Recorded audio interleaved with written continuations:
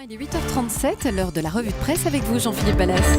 Chaque matin, elle lit, elle décrypte, elle raconte. C'est la revue de presse d'Ève Roger. Bonjour Ève. Bonjour Jean-Philippe, bonjour Céline, bonjour à tous.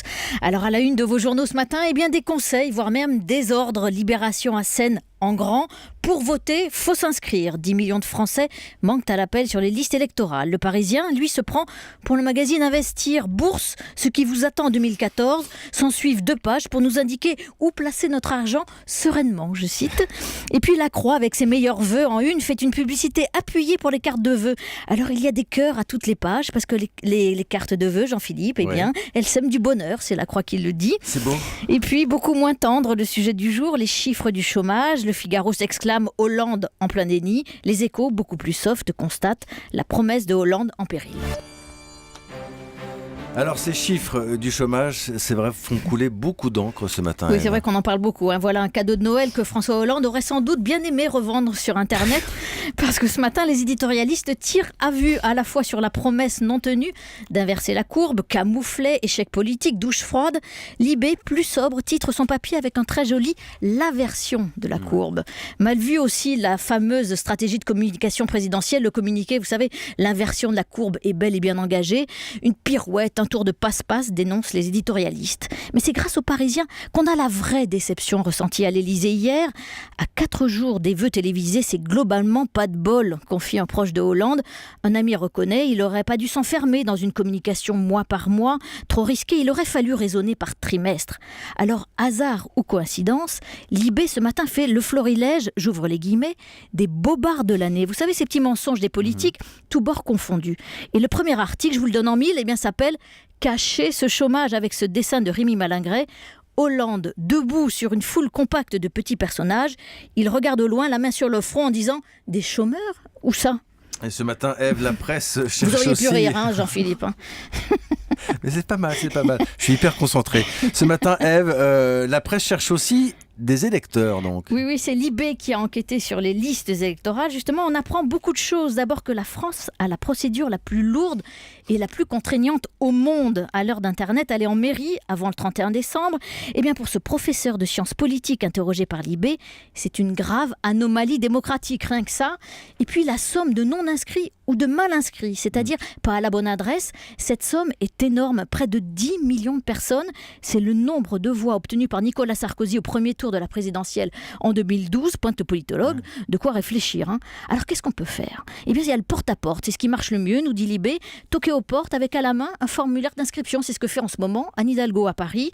Et puis le think tank Terra Nova propose aussi, dans une note publiée en décembre, de repousser le plus tard possible le moment de s'inscrire, comme aux États-Unis, dans 10 États, on peut le faire le jour même de l'élection. Et ça marche. Ouais, c'est vrai. Alors pour l'instant, c'est encore les vacances, l'occasion d'interroger les politiques sur leurs loisirs. Oui, c'est l'Opinion, le quotidien, qui a fait une série cette semaine sur la passion des politiques pour les séries télé. Alors c'est un peu de la com quand même. Ce matin, Marisol Touraine, la ministre de la Santé, raconte justement que c'est à Noël qu'elle a souvi son addiction. Alors elle adore évidemment Borgen, dont l'héroïne, vous le savez, c'est la première ministre du Danemark. Et elle raconte qu'elle se retrouve dans cette femme politique, le fait, je cite, de devoir toujours soigner son apparence, de choisir ses vêtements, se coiffer, et puis surtout en faire 10 fois plus qu'un homme. Alors quand la ministre est au travail, évidemment, c'est moins évident. Les soirs où je rentre tard, je peux regarder un épisode, mais le problème, c'est qu'il me faut ensuite plusieurs semaines pour pouvoir regarder le suivant. Alors moi, je sais pas vous, mais moi je pense que c'est pas de l'addiction. C'est une excellente série quand même, Borgen. On est loin évidemment de toutes ces préoccupations aux Philippines en ce moment. Oui, alors c'est Le Monde qui nous emmène là-bas à Tacloban, un peu moins de 2 mois après le typhon Yolanda. Et c'est un reportage formidable sur ces gens qui ont tout perdu. Rarement l'expression repartir de zéro aura pris autant de sens qu'ici, commence la journaliste. Et elle raconte, on se relance ici grâce à la récupération de détritus. On reconstruit sa maison avec les décombres du typhon, des chaises, des planches, des bouts de n'importe quoi. Et on se fabrique un job aussi comme Manuel, un ancien cuisinier, qui a monté une toute petite échoppe à base de sacs de riz vides. Mais le plus incroyable, c'est la façon dont les réfrigérateurs sont recyclés. On se les arrache au milieu des décombres, raconte la journaliste, qui finit par comprendre pourquoi. parce qu'ils flottent. En clair, c'est le nouvel outil de travail des pêcheurs de Tacloban. On les voit partir sur l'océan, juchés sur ces appareils électroménagers, écrit-elle. Ils avancent sur l'eau avec des pagaies bricolées. Prenez une seconde pour imaginer la scène, c'est affreux à dire, mais c'est tellement poétique. Des réfrigérateurs en guise de bateau. On termine, Ève, avec cette idée saugrenue proposée par le site Rue 89. Oui, alors j'ai pas résisté parce que c'est la dernière à vous faire partager mon enthousiasme pour cet article à ranger dans la catégorie vie de bureau.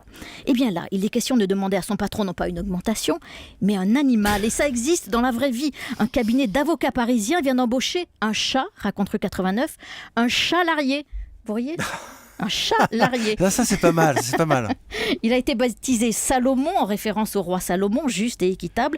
Et pour le patron, ce n'est que bénéfice. Il y a de la tendresse sur le lieu de travail, dit-il.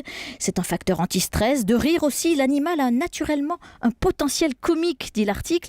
Et puis le chat participe aux réunions avec les clients. Pour l'instant, il n'y a eu aucun problème d'allergie, raconte le patron.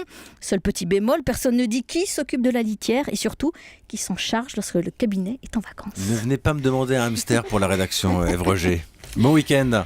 Europe 1, il est 8h43. À suivre la revue de Presque de Nicolas Canteloup.